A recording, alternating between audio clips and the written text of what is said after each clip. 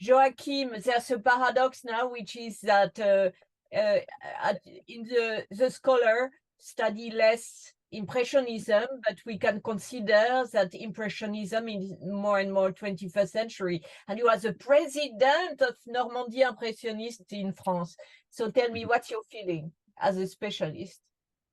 Judith, it's a very, very good question. And I think you're putting your finger on, you put it exactly right, a paradox. As a teacher, as a professor of art history, and I started teaching in the 1980s, 40 years ago, but I've been in the same university since 2001, so nearly 25 years ago soon. And I can count on the number of fingers on one hand, the number of dissertations, the number of PhDs or masters that I've had on Impressionism. So it's a complete reversal of the situation that I knew when I was a student, where Impressionism was unbelievably popular. And it's difficult to explain why that is. I mean, obviously there are fashions in art history, and that we're going through a phase where Impressionism is not that popular anymore, even though in the museum world, Impressionist exhibitions continue to be big, box office successes.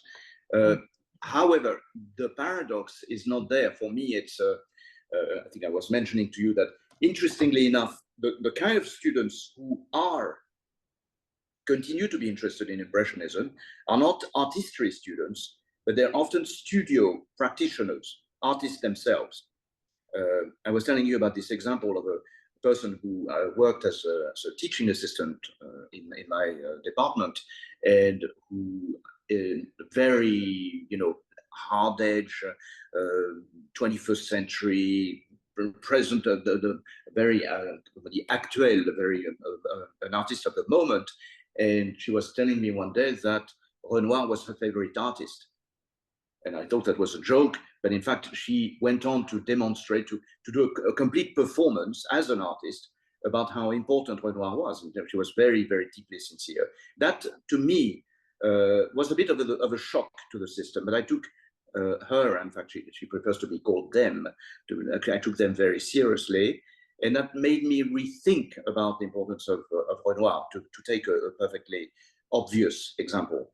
And I think I was telling you earlier on, I mean, the fact that Renoir was also looked at by Picasso who collected his work, namely his late works, which are perhaps the more difficult works to look at, but that also Dr. Alfred Barnes in Philadelphia obsessively created a museum collection with basically two artists of the 19th century, Cézanne and Renoir, whom one often thinks as irreconcilable, as absolute opposite of each other. That sort of signs of symptoms, if you will, made me think that we need to be, or I need to be, I have to speak for myself, more indulgent, more open-minded, perhaps, about who Renoir was. What about Monet, the superstar?